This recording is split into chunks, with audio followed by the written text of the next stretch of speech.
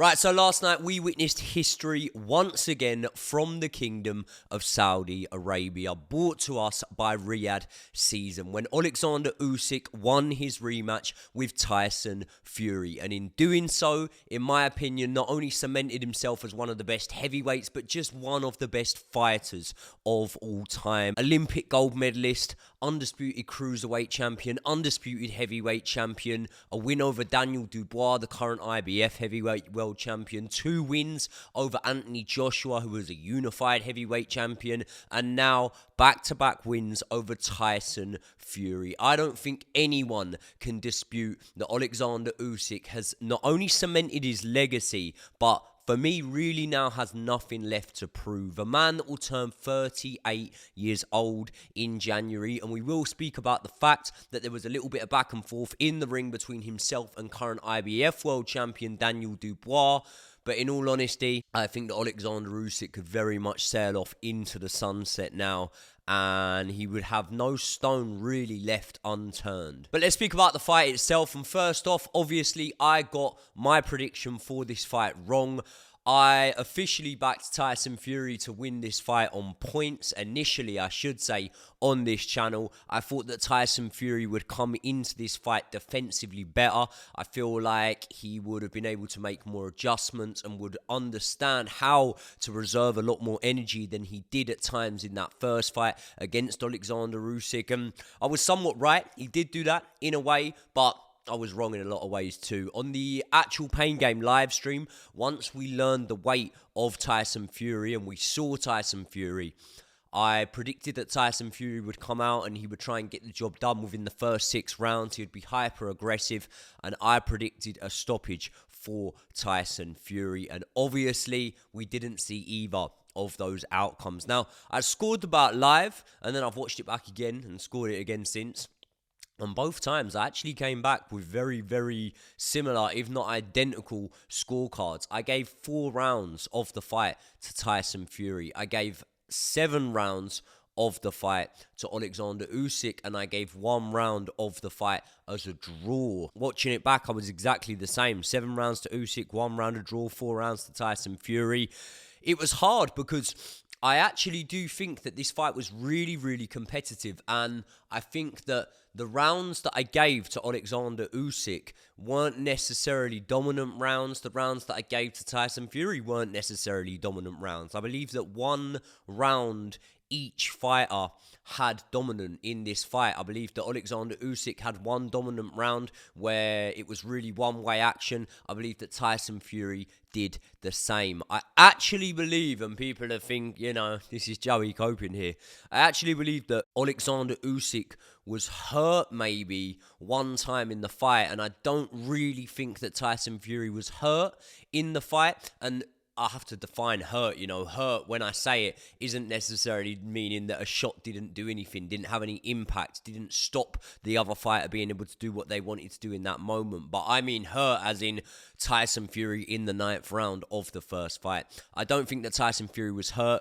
I think that there was a moment when Oleksandr was hurt early on, maybe in the 4th or the 5th round, from a lead uppercut, which was a punch that Tyson Fury didn't really have success with or throw in the first fight. And Tyson Fury didn't really jump on him. And you've got to say that the body shots maybe could have started coming in from Tyson Fury a little bit earlier in this one. Oleksandr Usyk, for me, again, winning the first few rounds. And I think it was up until round 3 or 4 that I actually gave Fury a round in this fight. But again, they were very, very competitive rounds. They were rounds that really didn't have a lot in them, and I think that defensively Tyson Fury was way better in this one, way more switched on and way more understanding of the threat in front of him. However, I think that also has another side to it, and that leads to the fact that offensively, Tyson Fury wasn't as good in this fight as he was in the first fight. I don't think he was as accurate with his shots, and I don't think he had as many big moments in this fight as he did in that first fight. But it does work both ways. Oleksandr Usyk didn't either. Ultimately, come the end of the fight, I really do think that there was no real controversy about the outcome of the fight. I was looking through Twitter. We were in the cab back, and we were going from the stadium, the arena, back to the hotel, and I was looking through Twitter, and so many pundits, so many fighters had it a lot closer than I did. And so many were tweeting just before the decision saying that they could see a Fury win, they could see a draw. For me, that's not how I saw the fight on either viewing. I saw it as an Oleksandr Usyk win on both viewings, and I don't really think that you can make much of a case for seeing it as a Tyson Fury win, although boxing is subjective and I'm open to hearing people's opinions, but I think that most of you guys in the comment section will agree that Oleksandr Usyk definitely won the fight. I think that the widest you can give it to Oleksandr Usyk upon both viewings is probably maybe, as the scorecards gave it, maybe sort of 116 to 112. I do believe that's the widest. I don't think you can give it 117, 111 or anything like that. And I think that the closest you can give it is probably by 3 rounds. Some had it by 2 rounds. I saw an interaction with Ben Davison and Tyson Fury saying he thought it was very close and he thought that maybe they would give it to Tyson Fury. But again, either way, the right man won the fight. The right man won the fight. I was wrong in my prediction. Always very, very open to putting my hands up and saying that. And again, for me, I think that one thing I was happy about in this fight, being a Tyson Fury fan, is to see him come through the fight relatively unscathed. I'm not saying Tyson Fury didn't take shots at all in this fight, but he didn't take, anywhere near a similar amount of punishment that he took in fights before, and anywhere near a similar amount of punishment that he took in the first fight with Oleksandr Usyk. And you could say that came from being a little bit more defensive. I actually liked a lot of the work that Tyson Fury was doing in this fight. I think that being a little bit more awkward, switching stances, being a little bit more unpredictable is something that will work well against Oleksandr Usyk. But ultimately, I haven't really changed my mind in terms of what beats Oleksandr Usyk. And I do think what beats Oleksandr Usyk is non-stop pressure and emptying the tank within the first 6 rounds. And you'll be quick to tell me in the comment section below that we've seen fighters try and do it and they haven't been good enough. And you're right, they haven't been good enough. But that doesn't mean that no one can ever do it. And I do think that if Oleksandr Usyk stays around for another definitely 3 or 4 fights, I do think that we'll see him be beat, and I think that that's because Father Time's undefeated, and that is why I would like Oleksandr Usyk to retire now, to sail off into the sunset, because I think that if he was to get beat in one of his next 2 or 3 fights, it would significantly be down to Father Time rather than being, down to Oleksandr Usyk not being good enough to win or compete in those fights. Now, one of the main talking points was, did Fury's weight help him in this fight? And I think there's 2 ways you can look at it. Defensively, I definitely think it helped him. I think he took a shot better at that weight. I think that he gave Oleksandr Usyk more to think about and keep Oleksandr Usyk off at that weight. This was not the same tale as the first fight where Oleksandr Usyk walked and stalked his man down and only, came away from doing so in the moment where he was hurt. I think this was a lot more back and forth. I think there was times when Tyson Fury was on that front foot. There was times when he wasn't. And I think that the weight definitely gave Oleksandr Usyk more to think about. But I think that offensively as well, I don't think the weight helped Tyson Fury. I think he would have had maybe a better output and maybe a little bit more accuracy and sting on his shots had he have come in a little bit lighter. But again, it's what you like, isn't it? And it really does work both ways. Had he have come in a little bit lighter, would he have eaten some of the shots that he did? I don't know. I think at this point in time, when you look at Tyson Fury, and we'll speak about what is next for Tyson Fury, I think that weight that you saw him come in at is around the right weight for him, especially if it is a Tyson Fury heading into an Anthony Joshua fight, which is what we've got to speak about now. That is definitely the fight to make for me. Tyson Fury against Anthony Joshua.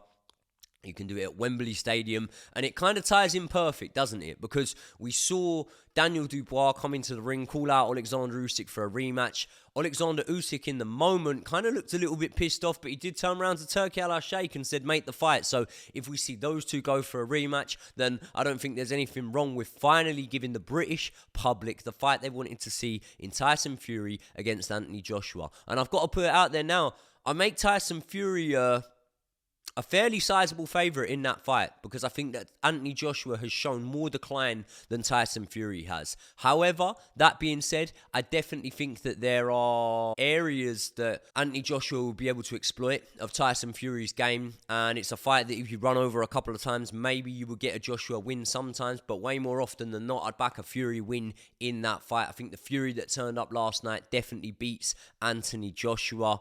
Oleksandr Usyk, as I say, I don't really want to see him fight Daniel Dubois. I do want to see him sail off into the sunset with his legacy cemented. But if he continues, if he carries on, then just more plaudits to him. One thing I do want to say, there'll be a lot of boxing fans now who want to turn on Tyson Fury, who want to say he's no good. They did a very similar thing with Deontay Wilder, and I think with Deontay Wilder you can make more of a case because he hadn't done what Tyson Fury had done. He hadn't really took on unbeaten fighters or dethroned a real champion in his reign as world champion. But let's not now rewrite history. Let's not now go back and go, yeah, no, Tyson Fury was never good, got beat by a guy that he said he'd never lose to and whatnot. Trash talk's part of boxing. That talking's part of boxing, and it's part of selling yourself in fights. But unlike a lot of people in boxing, and this is one of the reasons I was getting so much stick about my support for Tyson Fury, I was the one that was cheering Tyson Fury, as a lot of you guys were, when he was performing against Deontay Wilder after his comeback, when he went over to Dusseldorf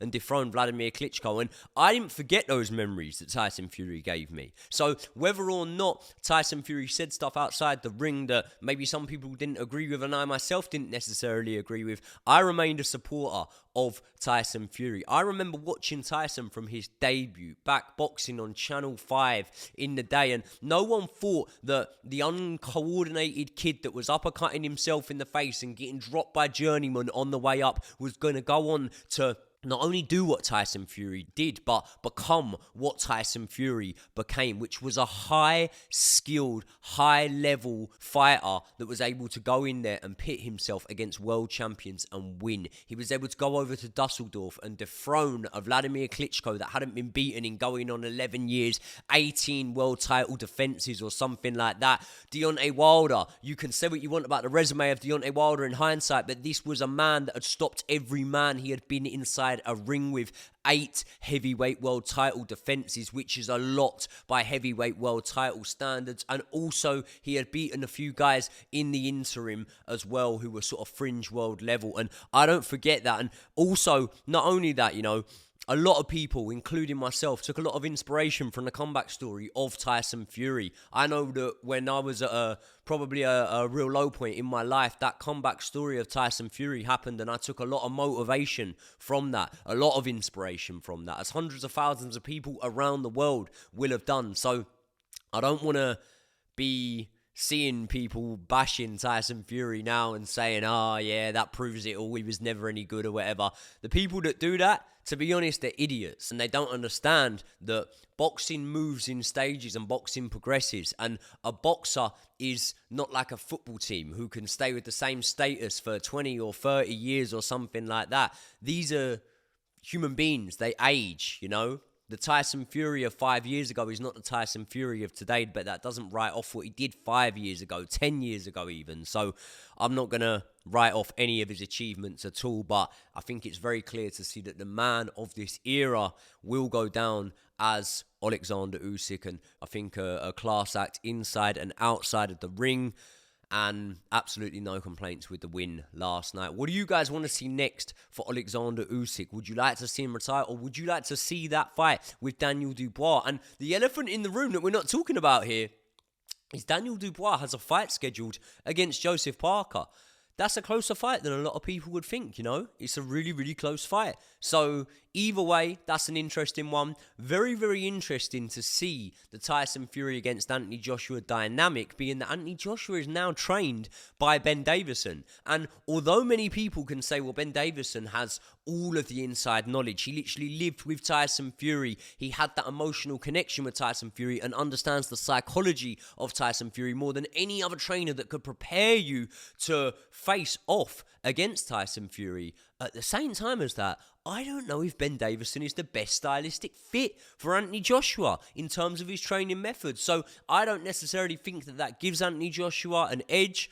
but it can't hurt. It really can't hurt. So very interested to hear your guys' comments. Let me know your scorecards below, because there was a lot of talk on Twitter about this fight being closer, and maybe closer than I perceived it on watching it live and watching it back. So let me know your thoughts in the comment section below. I will see you all in the next one.